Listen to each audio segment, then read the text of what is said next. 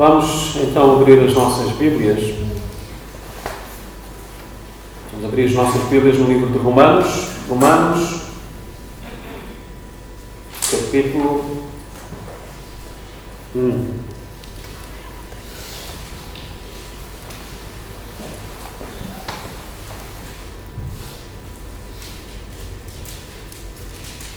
Romanos, capítulo 1.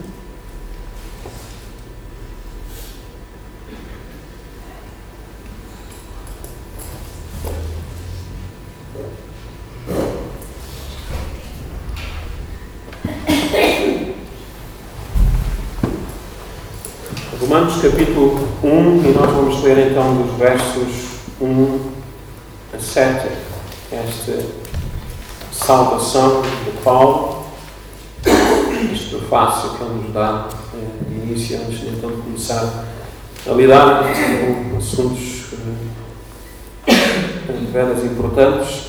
Não que ele não o faça já nestes primeiros 7 versos, porque ele o faz, mas a todo o tema do livro de Romanos nós iremos nos aperceber que é realmente profundo e que nos traz à realidade do que é a salvação do nosso Deus.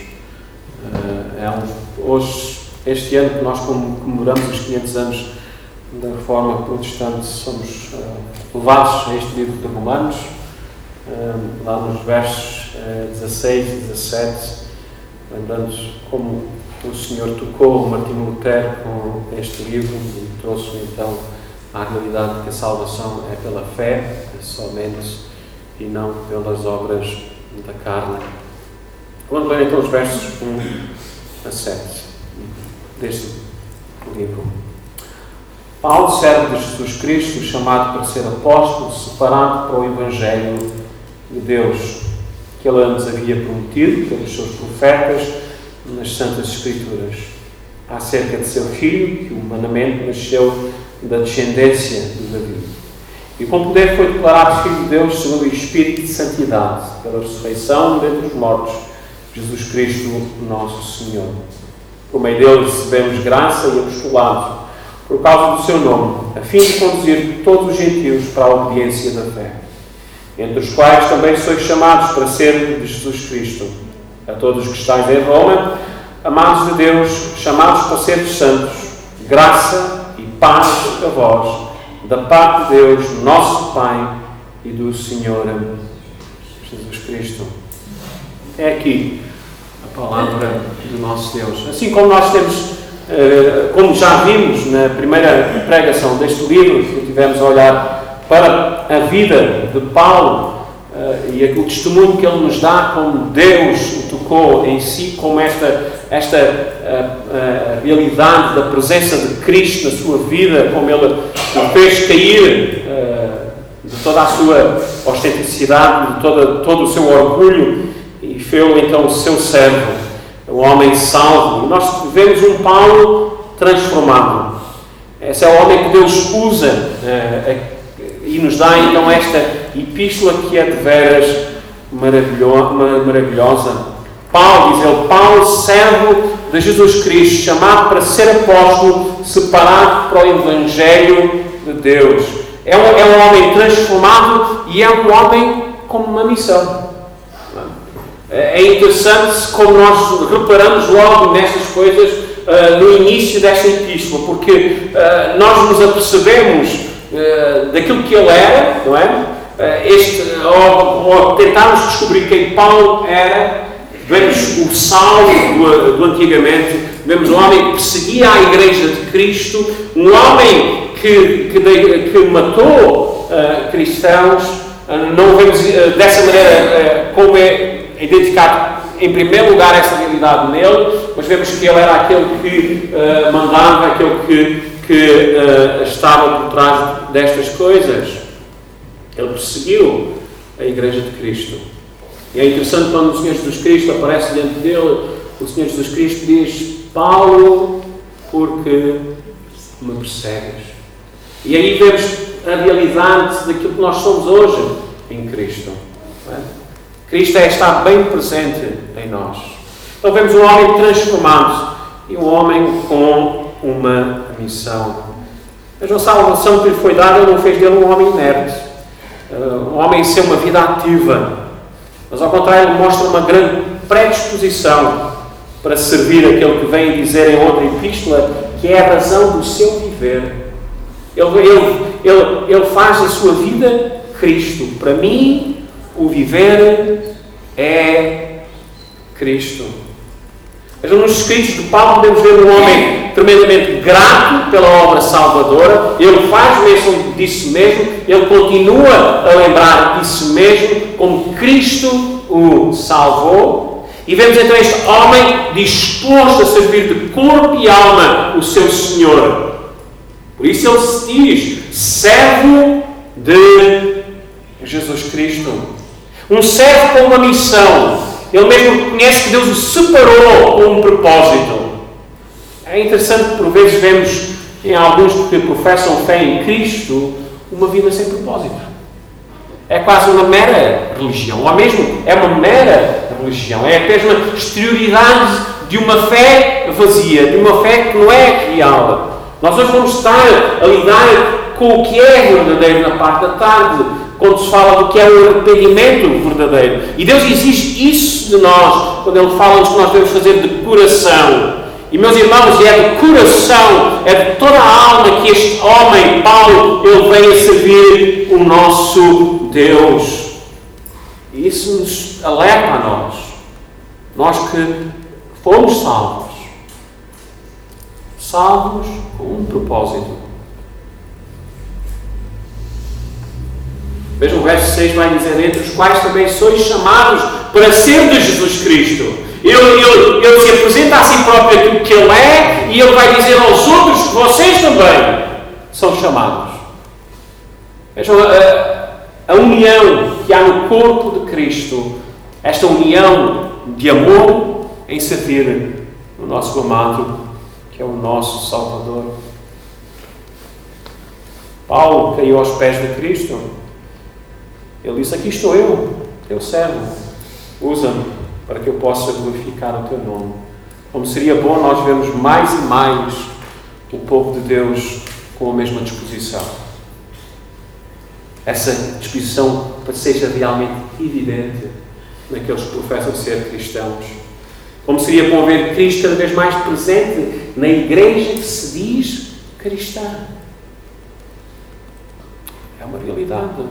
Como nós devemos orar para que Cristo esteja presente dentro do cristianismo que hoje se professa. Então Paulo viveu a sua vida para Cristo.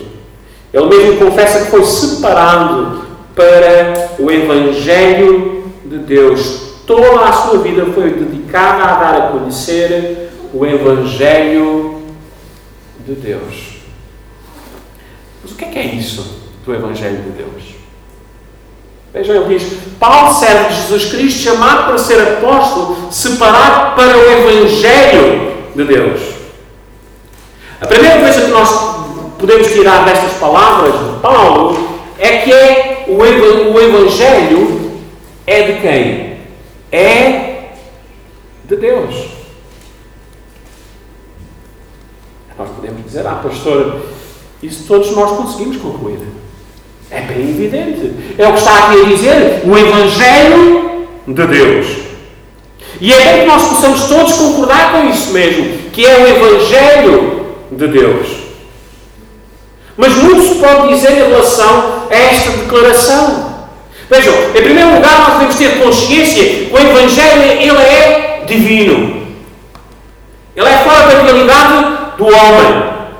Não é algo que vem do homem, mas é algo que vem de Deus. Todos nós sabemos que o Evangelho quer dizer o quê? Boas novas. Boas notícias.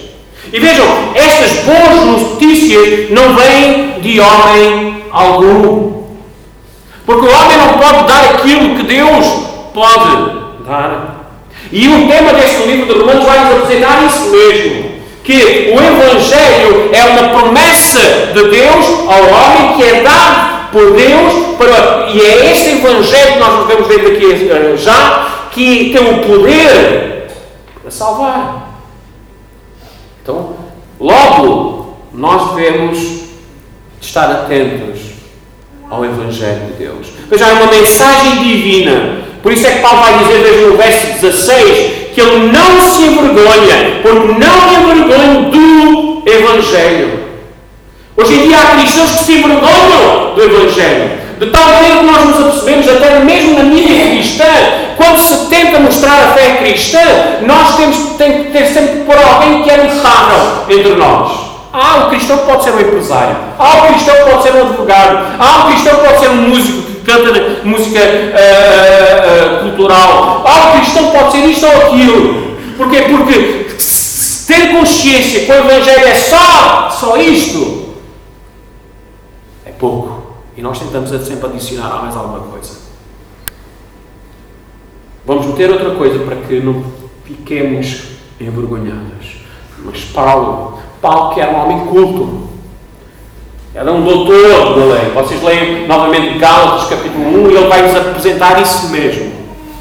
Ele era um homem conhecedor das coisas, era um mestre, mas ele põe toda a sua vida, ele considera tudo como perca em conhecer a Cristo como mais importante. Não me envergonho do Evangelho. E ele diz a razão disso mesmo. Eu não me envergonho do Evangelho, pois é o poder de Deus para a salvação. É o poder de Deus para a salvação. E como é importante nos dias de hoje compreendermos esta realidade acerca do Evangelho.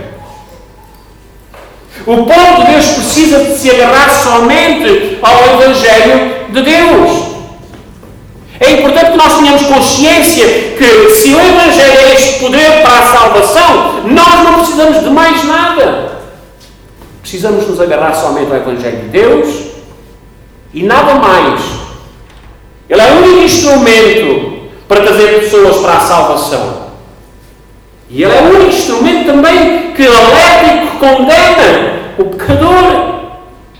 Devemos lembrar que quando usamos, estamos a usar uma arma que é divina, que é poderosa. Vejam, o termo aqui poder é o poder de Deus para a salvação. A palavra grega ali quer dizer explosivo. É de tal maneira que quebra, que destrói. É esta força que o Evangelho tem. É uma arma divina. E que é de Deus. Lembrem-se disto mesmo. É o Evangelho de Deus. Sendo Deus, quando esse Evangelho é pregado, ele fará segundo a vontade daquele que o criou, a sua função. Quer seja salvação, e para aqueles que não dão ouvidos, condenação. Vejam, é por isso que Paulo nunca abandonou este Evangelho. Ele sabia o quão poderoso ele é. Vejam, mais tarde, à igreja de Coríntios, no capítulo 2, ele vai dizer essas palavras, em 1 Coríntios, capítulo 2. Ele vai dizer o seguinte, nos versos 1 a 5.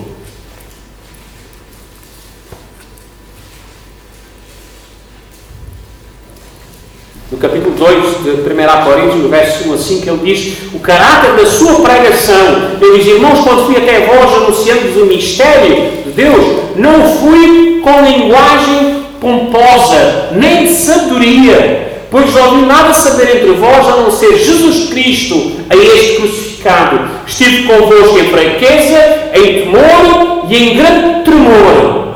Minha linguagem e pregação não consistiram em palavras persuasivas de sabedoria, mas em demonstração do poder do Espírito, para que a vossa fé não se apoiasse em sabedoria humana, mas no poder de quem? No poder de Deus. Paulo, ele sabia como era tão fácil cair no engodo do eu. Mas eu vou apresentar as coisas de outra maneira. Eu vou tentar fazer com que consiga persuadir outros à minha causa. Eu vou tentar elaborar um projeto. Eu vou tentar estudar como mudar a mente humana. E, meus irmãos, hoje é o que não falta. Ditos pastores com cursos de psicologia para que saibam mudar a mente das pessoas. E nós devemos ter cuidado. Paulo sabia como era tão fácil cair no engodo do seu eu, do pragmatismo. Nós sabemos o que é pragmatismo. Se resulta, vamos por aí. Se encher uma igreja resulta, se eu tiver uma banda a tocar, não é, para encher de jovens, então eu vou fazer isso. Se encher uma igreja resulta em fazer festas todos os dias e em ter um convívio todos os dias, eu vou fazer isso. Porquê? Porque o que está a acontecer é que o Evangelho não está a resultar. E quando nós temos consciência, e quando pensamos desta maneira que o Evangelho não resulta, nós simplesmente estamos a dizer que o nosso Deus é fraco, ou mesmo podemos chegar a dizer que Ele é mentiroso. Meus irmãos, Ele não é mentiroso e Ele não é fraco. Quando Ele diz que o Evangelho é o poder para a salvação, o Evangelho é o poder para a salvação. Não precisamos de qualquer persuasão enganosa, qualquer engodo. E Paulo claramente diz isso à igreja de Corinto. Irmãos, quando fui até a vós, anunciando o mistério de Deus, não fui com linguagem pomposa, nem de sabedoria.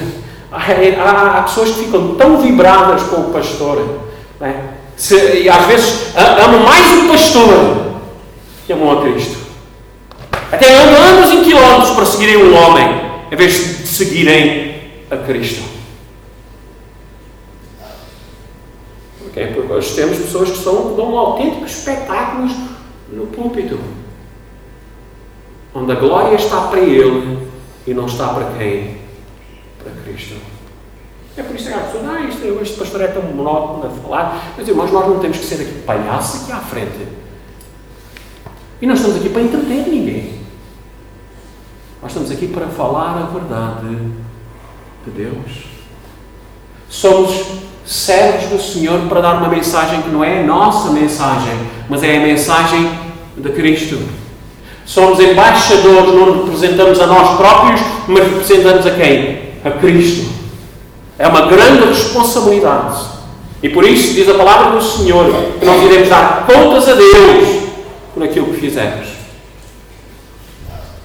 Por isso ele diz, eu não fui convosco com linguagem pomposa. E meus irmãos, Paulo tinha capacidade disso. Era um homem instruído em termos de filosofia grega, ele tinha conhecimentos. Era um homem que podia debater com os filósofos. E, meus irmãos, nós sabemos que naquela altura a argumentação era tão importante. Não havia televisões, não havia jornais, não havia nada disso. Quando alguém se punha no meio de uma praça para falar, todos tomavam atenção. E se a palestra era maravilhosa, se era de alguma maneira profunda, as pessoas ficavam deslumbradas. Mas ele vai com a linguagem de Deus. Simplesmente falar o que é e nada mais. Não só ouvido nada saber entre vós a não ser de Jesus Cristo, é este crucificado. E que vergonha! Se vocês soubessem naquela altura estar a falar daquilo que se diz que é Deus, que se fez carne. Se vocês lerem toda a epístola de 1 João, vocês vão perceber que o João ele quer pôr o ponto ali nos is, dizer que Cristo ressuscitou em carne. Nós vimos, nós o tocámos, estivemos com Ele. Porquê? Porque, segundo a ideia de alguns, é que a carne não vale nada. O Espírito é tudo. Então, alguns estavam dizendo, o que interessa é nós, a nossa alma, o nosso Espírito. Na carne nós podemos viver como quisermos, fazermos o que quisermos. Nada disso. Paulo não tinha qualquer problema em dizer, é nosso Salvador. Ele se humilhou, Ele se fez homem e morreu morte de cruz. Possam ler Filipenses capítulo 2, a humilhação de Cristo. Então Paulo sabia muito bem que estaria entrando em areias movediças se pregasse algo para além do que é o Evangelho de Deus. É entrar em território perigoso. Quando se fala algo que não é a verdade. Há um dos carros que andam por aí agora que eu gosto muito, que é o Range Rover. Esse carro ele custa quase 50 mil euros. Eu às vezes digo à minha esposa, se eu tivesse dinheiro, eu comprava este carro para mim. Mas para ter dinheiro para comprar este carro, eu tinha que ter dinheiro para comprar muita coisa. É loucura! Mas é interessante interessante que os chineses, e vocês conhecem os chineses, fizeram um carrozinho igualzinho. Quem olha para ele parece ser o mesmo, de 50 mil para 16 mil euros. Mas, meus irmãos, eu já li vários artigos em relação a este carro que os chineses fizeram. Então, houve-se plásticos, houve-se outras coisas e tudo isto. Até é algo que talvez até eu pudesse comprar, não é? Mas, meus amigos, eu estaria a comprar o quê? Uma falsificação. Podia até tentar dizer para mim que não importa. Importa é sempre ser ao outro. Mas era falso.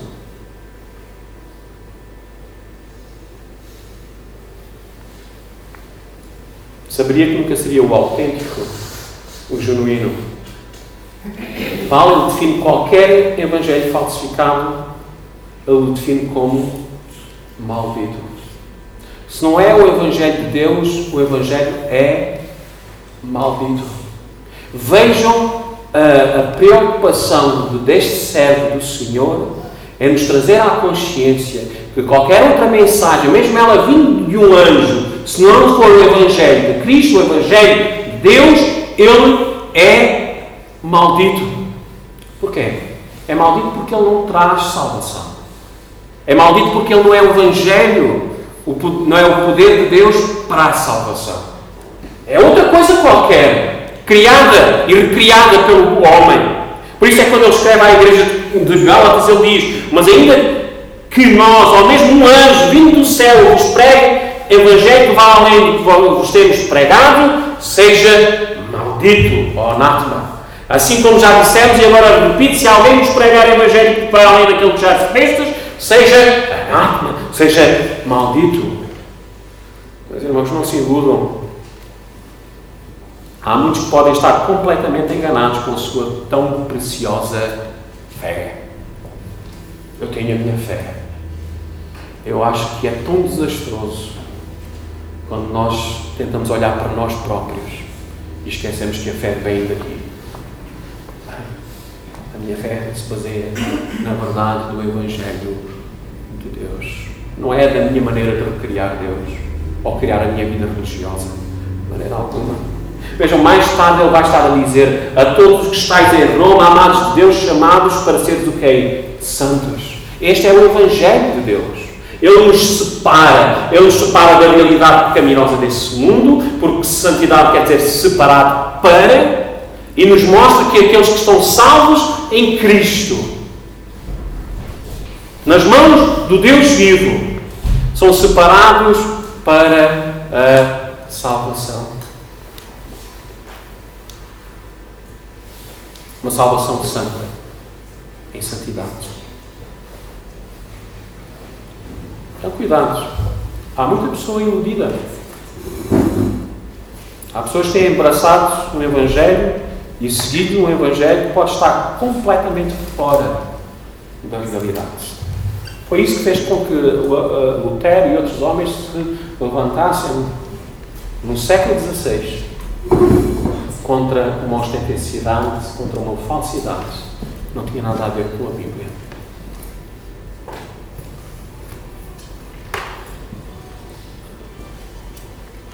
Vejam, até pode ser algo regado de boas intenções. Mas de boas intenções está o quê? Um inferno cheio.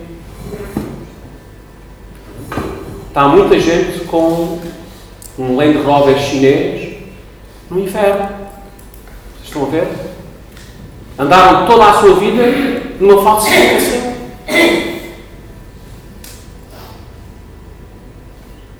É estar a comer algo que não é verdadeiro. E dizer, o que interessa é que seja bom. Como temos falado desta ilustração do filme do Matrix, não é? O que interessa é que seja bom. Meus irmãos, não é o sabor das coisas. É a autenticidade das coisas. E Paulo diz, separado para o Evangelho de Deus. Ou é de Deus, ou não é de Deus. Qualquer falsificação é o evangelho do diabo. E, meus irmãos, vocês não pensem que o diabo tem uma igreja com uma cruz invertida, que há, não existem. São poucos. E que dizem igreja de Satanás. Mas há muitas igrejas com a cruz normal, e seja lá com o nome que tenham, que são igrejas de Satanás. E, meus irmãos, hoje é o que não falta aí. Porque empregam o evangelho da prosperidade. O evangelho em que Deus diz: se tu não dás, eu não te dou. Isso não é evangelho. Isso é maldição. O evangelho em que nos ensina que nós podemos comprar a Deus. Dizendo assim: se eu vou à igreja, o meu pastor diz: olha, traz um envelope com 100 euros e a tua vida vai crescer, tu vais ficar com mais dinheiro. Esse é um evangelho que não é bíblico. Porque vale o homem ganhar o mundo inteiro e perder a sua alma, quando o evangelho é direcionado para o que é a barriga do seu próprio eu. Vamos ter cuidado com isso. Vejam o que é que Paulo diz a Timóteo. Se nós formos lá para Timóteo, Paulo diz a este jovem, um jovem muito simplesmente que estava no princípio do seu ministério, ele podia estar tão influenciado pelo seu próprio eu, não é? E dizer assim: então eu vou fazer as coisas à minha maneira. Faço as coisas à minha maneira. E pode ser que assim eu possa florescer no meu ministério. Mas Paulo diz: tenha cuidado, porque há falsos profetas. E esta é a realidade dos fins dos tempos. No capítulo 4 de 1 Timóteo, ele diz: o Espírito afirma expressamente que nos últimos tempos, e meus irmãos, a Bíblia nos ensina que nos últimos tempos eles começaram desde quem? Desde a ressurreição de Cristo. Então isto é uma novidade. Eles já estavam vivendo na igreja primitiva. Nos últimos tempos alguns se desviarão da fé e darão ouvidos a espíritos enganadores, a pessoas que vos enganam. E doutrinas de quem? De demónios. Quer dizer, tem toda aquela beleza exterior que parece tão Deus, mas não tem nada a ver com Deus. São doutrinas de demónios. E verso 2: sobre a influência da hipocrisia de homens mentirosos, que têm a consciência insensível, não querem saber das outras pessoas. Meus irmãos, é tão fácil.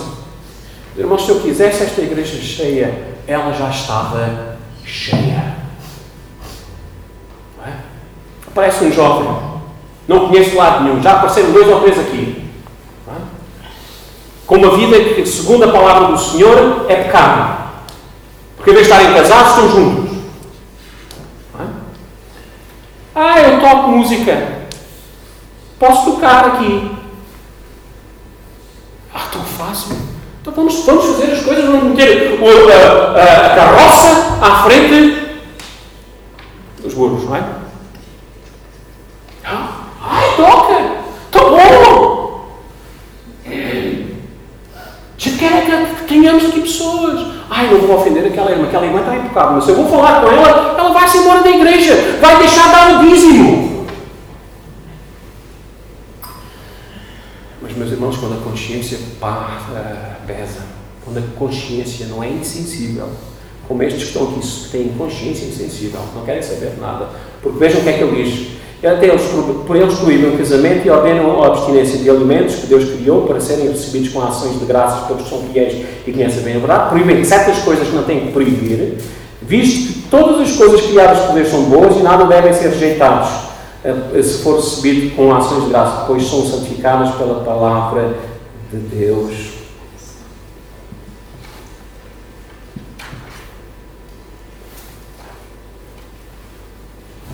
São influenciados. Ainda mais à frente, em outra passagem, o apóstolo Paulo, que ele diz que eles só pensam no seu próprio umbigo, no seu próprio barriga, no seu próprio bem-estar.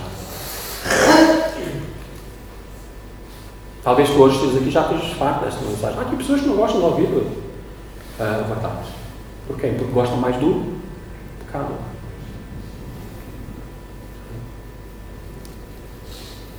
Vejam o que é que a palavra de Deus diz em relação a essas pessoas.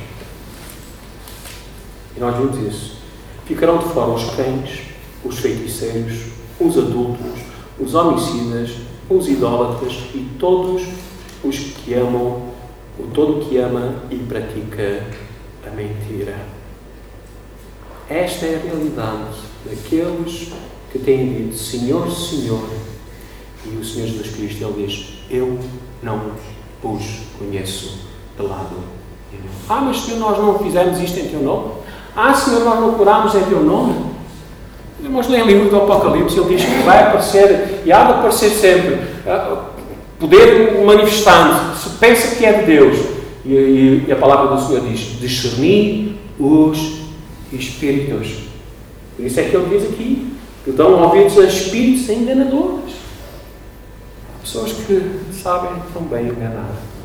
Então, o que não é de Deus, não é de Deus. Estejamos atentos a qualquer pregação que oferece aquilo que Deus não oferece. Tão ridículo é dizer, a chegar ao pé de alguém e dizer o seguinte: olha, meu irmão, você tem pouca fé. Você não tem mais dinheiro na sua conta porque tem pouca fé. Você não é curado porque tem pouca fé. Se você tivesse dado naquele dia daquela obra missionária que nós tivemos aqui, se tivesse trazido o envelope, o Senhor tinha tocado no seu corpo. Temos aqui uma irmã que passou por isso, até lhe disseram para vender a casa.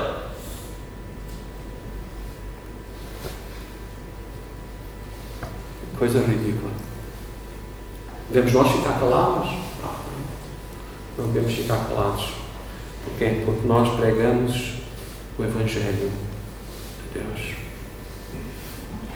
E qualquer coisa que seja fora do Evangelho de Deus é maldição e está a levar as pessoas para o inferno. Já visto, até pode terem boas intenções alguns deles. Mas se não for o Evangelho de Deus, é maldição. É crueldade. Meus irmãos, o Evangelho deve ser uníssono, tocado ao mesmo tom. Ele deve ser o Evangelho de Deus. Vejam, agora como compreender Paulo? Veja o que é que ele vai dizer mais à frente. No capítulo 2, no verso 16, ele diz o seguinte: isto acontecerá no dia em que Deus julgar os pensamentos secretos dos homens por Cristo Jesus, segundo quem?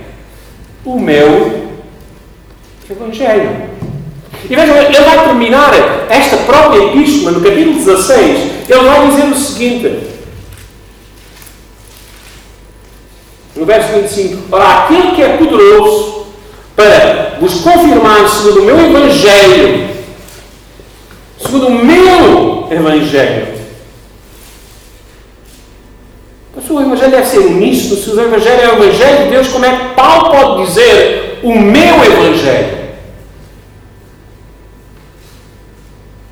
Meus irmãos, ele não está a dizer que ele tinha outro Evangelho.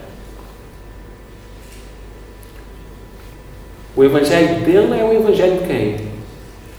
De Deus.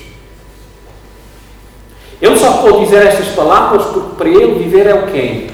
É Cristo. Ele diz: não mais vivo eu, mas Cristo vive em mim. Se Cristo vive em mim, não sou eu que mostro a mim próprio, mas eu revelo quem? Cristo. Por isso é que ele diz: eu renuncio tudo em conhecer mais a Cristo.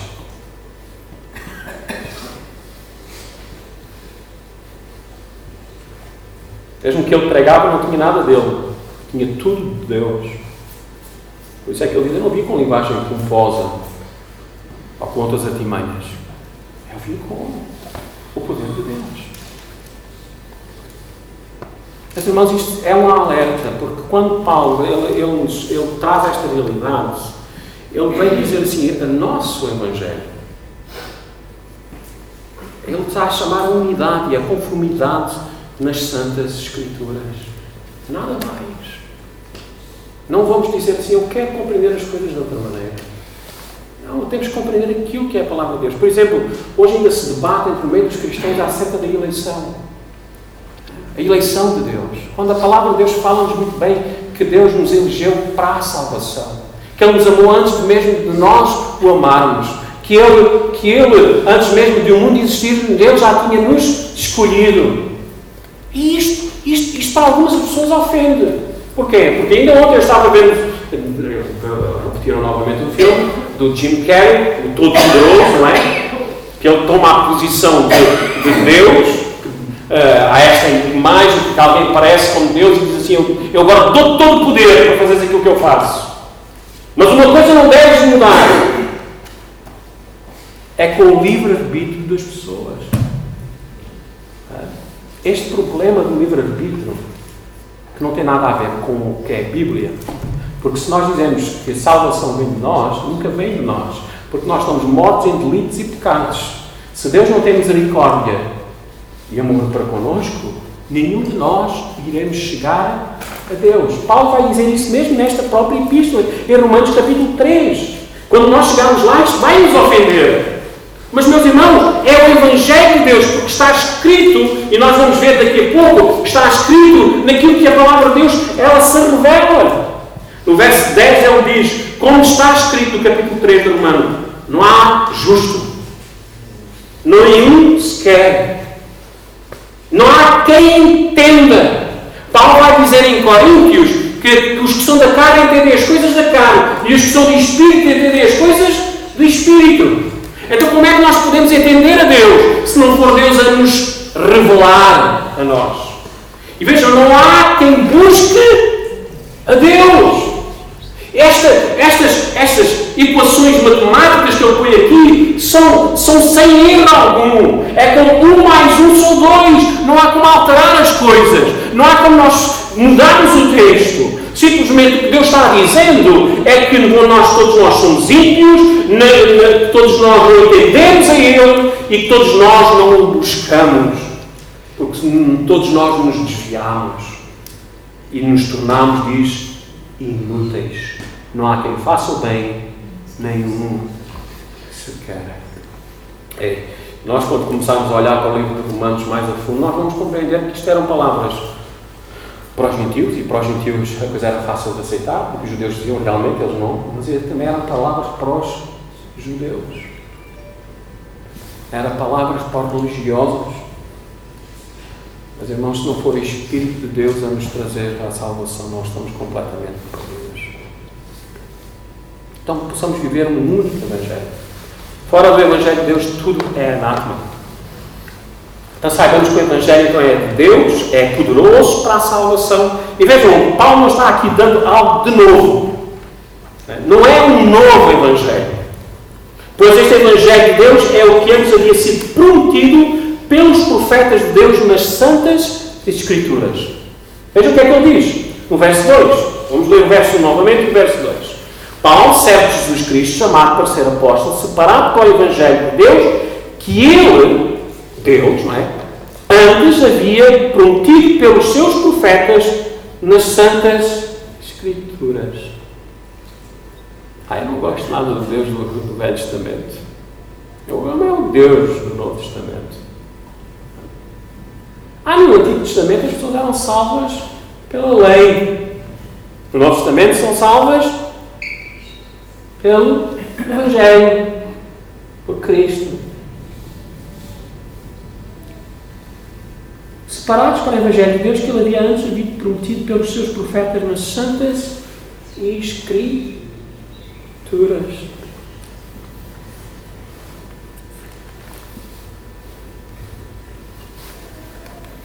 Meus irmãos, nós, a semana passada, quando falámos em 1 Coríntios capítulo 10, vocês lembram-se que Cristo estava no Velho Testamento?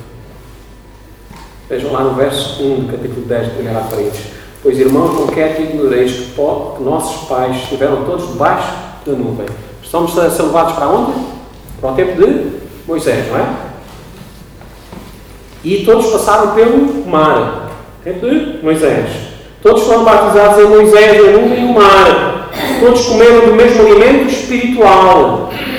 E todos beberam da mesma bebida espiritual. Porque bebiam da rocha espiritual que os acompanhava. E essa rocha era quem? Era Cristo. Não há dois caminhos de salvação. Então, estas boas novas, que quer dizer boas notícias, Mas não são novas notícias. A mensagem do Evangelho de Deus é uma mensagem passada, é uma mensagem prometida. Homens usados por Deus apregoaram este mesmo Evangelho e ficaram registados nas Santas Escrituras. Dividir o projeto salvífico de Deus em dois é uma aberração teológica. Às pessoas do Antigo Testamento foi prometido o mesmo Evangelho. Enquanto nós hoje olhamos para o passado, para Cristo, eles olhavam para quem? Para o futuro, para Cristo. Nós sabemos o que Cristo quer dizer. O Messias. E, meus irmãos, a primeira apresentação do Evangelho nós temos aonde? Gênesis 3:15. Ali está, anunciando já o Evangelho. Mas não está lá a dizer Evangelho. Mas o Evangelho de Deus é isto, é o poder de Deus para a salvação. Ele está a prometer aqui a Adão e a Eva um Salvador. Vejam, porém inimizade entre ti e a mulher, entre a tua descendência e a descendência dela, falando aqui à serpente, que é quem? O diabo. Esta te ferirá a cabeça. Este símbolo de ferir a cabeça é de morte, e tu lhe ferirás o calcanhar. Vejam, da descendência da mulher virá alguém. E quem é esse alguém? E quando é que isto acontece? Ali na cruz.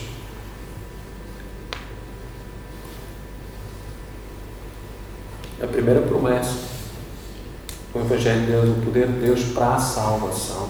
Só em Cristo há salvação. Fora de Cristo, jamais. Vejam, outro ponto importante aqui, neste escrito, aqui no verso 2, é que ele havia sido antes prometido pelos seus profetas nas Santas Escrituras.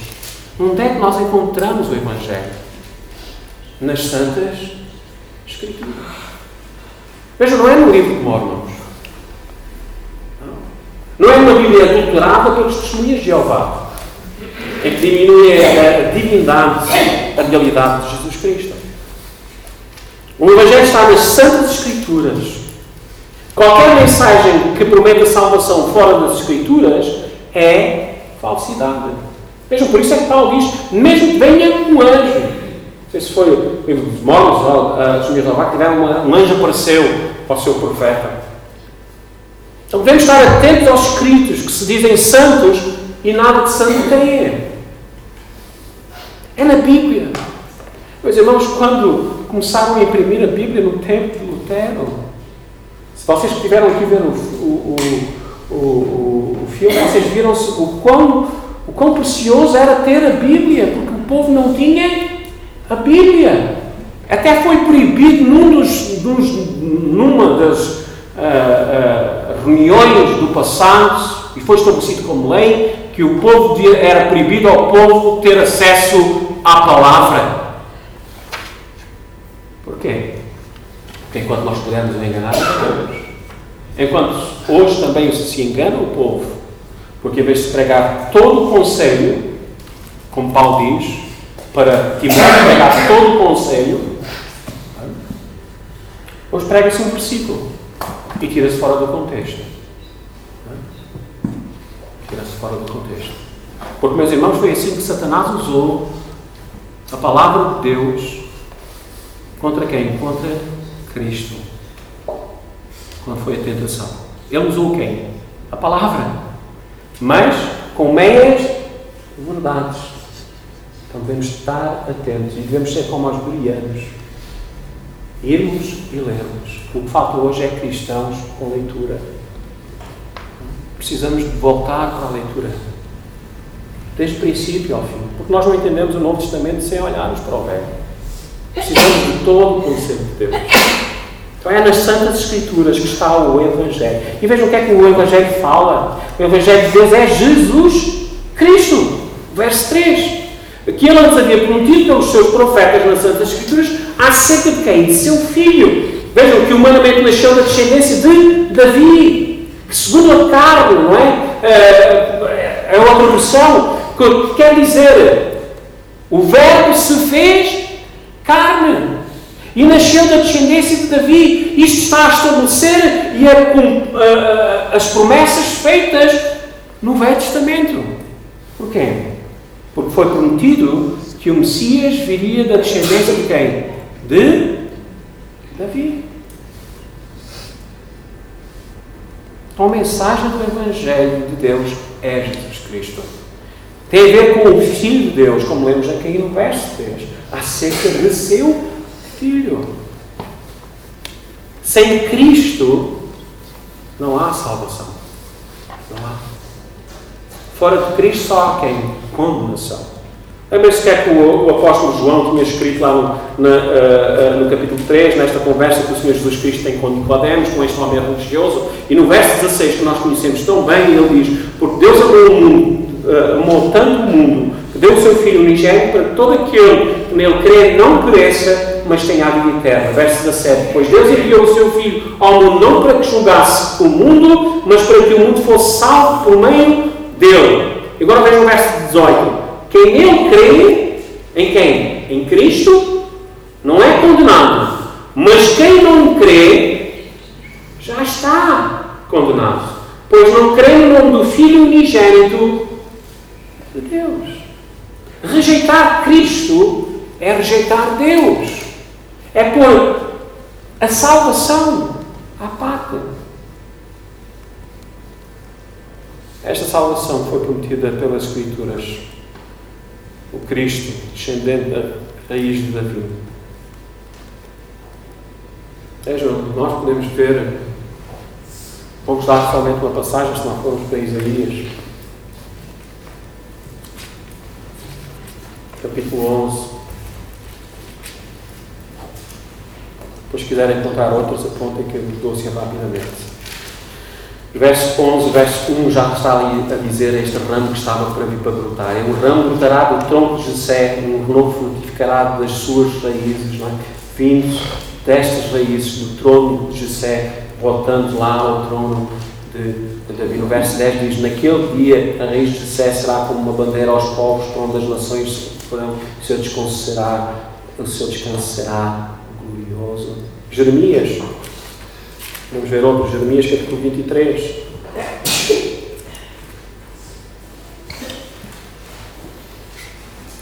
Falando a mesma coisa, que ele já é mais direto, versos 5 e 6 do capítulo 23 de Jeremias. E virão os dias, diz o Senhor, em que levantarei para Davi um renovo justo, um rei que reinará e agirá com sabedoria, executando a justiça e o direito na terra. Nos seus dias Judá será salva e Israel habitará seguro, e este é o nome com que será chamado o Senhor nossa justiça. É mais uma promessa de Cristo. E se lerem Ezequiel capítulo 34, versos 23 e 24, temos ali outros mais. Há salmos messiânicos falando de Cristo. Cristo é a promessa falada aos profetas. Ele é o Evangelho de Deus. Cristo foi publicamente declarado pelo Espírito Santo, o Filho de Deus, como nós lemos nos Evangelhos. Cristo que morreu, como nós lemos aqui, e ressuscitou pela ressurreição dentre os mortos, Jesus Cristo, nosso Senhor. Esse é o Evangelho. Em 1 Coríntios capítulo 15, Paulo dá este resumo do Evangelho, dizendo lá no capítulo 15 estas palavras. Porque primeiro lhes entreguei, verso 3, o que também recebi: Cristo morreu pelos nossos pecados segundo as Escrituras, e foi sepultado e ressuscitou ao terceiro dia segundo as Escrituras. Isto é o Evangelho. E aqui, meus irmãos, pegando nestes dois versos, temos muito que falar. Não precisamos estar a entreter o povo com outras coisas. Nós devemos falar a verdade. Então este Evangelho fala-nos do Filho de Deus que veio ao mundo, que morreu na cruz pelos nossos pecados e que ressuscitou ao terceiro dia. Fala-nos que Cristo é Salvador, fala-nos que Cristo é Senhor. A ideia de ter salvação fora de Cristo deve ser considerada como um dos erros mais condenatórios que pode vir da boca de alguém. Sem Cristo não há como ter comunhão com Deus. Então possamos saber que o Evangelho de Deus é um Evangelho Cristo crucificado, a sua obra consumada na cruz, Pregar o Evangelho é apresentar Cristo publicamente como crucificado. E porquê é que Ele foi crucificado? Pelos nossos pecados. Porque a ira de Deus estava sobre nós. Mas ela se desviou porque foi cair sobre o seu Filho, para que nós, por Ele, fôssemos salvos. Concluindo, meus queridos amigos, que este Evangelho possa estar em nossos corações. E assim como para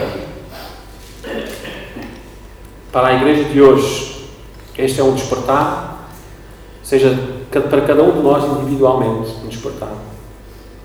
Nós possamos ter consciência que estamos seguindo o Evangelho e possamos ser levados a sermos, assim como Paulo, embaixadores do mesmo. Então, nós também sois chamados para ser de Jesus Cristo e nada mais. Não é da minha fé, é da fé que vem de Deus. É da palavra do Senhor. Agora, sois vós de Jesus Cristo. Realmente cada um possa estar aqui dizendo: eu sou de Jesus Cristo, porque só nele há salvação. Meus irmãos, este mesmo Evangelho que salva, ele transforma, ele muda vidas. É por isso que Paulo termina este parágrafo, este prefácio, esta saudação desta maneira: a todos que estáis em Roma, amados de Deus, vejam, este amor que se revelou a nós, chamados para alguma coisa. Vejam, não estamos inertes, não estamos parados, somos chamados para sermos o quê? Santos. Santos não é uma imagem que se cria, que se põe no edifício, seja lá o que for, e que se chama igreja. Não. Santos são pessoas que respiram, que vivem Cristo. Somos chamados para sermos santos, quer dizer, para viver uma vida santa e irrepreensível. Quer dizer, é deixar as coisas deste mundo. Paulo vai dizer a Colossenses 3, agora que já ressuscitaste com Cristo, buscai as coisas que são de quem? De cima, que são celestiais, que são divinas. E abandonai o quê? As coisas deste mundo. Irmãos, nós fomos deixados neste mundo. O Senhor Jesus Cristo diz na sua oração sacerdotal, lá em João capítulo 17, não peço que os tires do mundo, mas que cuides deles, estou parafraseando. Deixe a minha paz vos dou. Mas, irmãos, nós estamos neste mundo, vivemos com pessoas que são crentes e outras pessoas que não são crentes.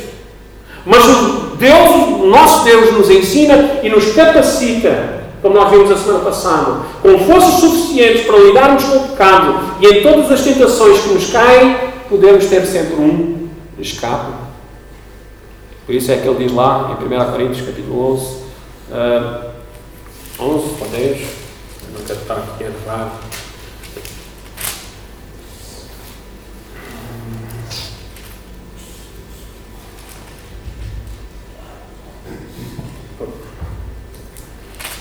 Desculpa, é Romanos capítulo 8. É para que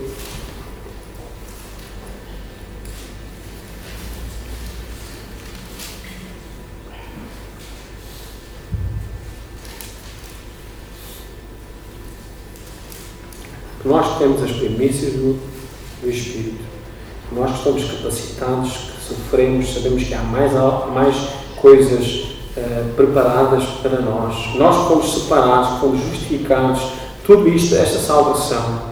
Há muita coisa que irá nos acontecer, a morte, a perseguição, tudo isso, mas que nos é dito que em Cristo somos mais vencedores. Isto diz, sabendo de tudo isto, sabendo de tudo que pode passar na nossa vida, é-nos dito a nós para nós mantermos no estado de fidelidade. Essa fidelidade ela é demonstrada na santidade. O que é ser santo? Paulo põe outras palavras e simples.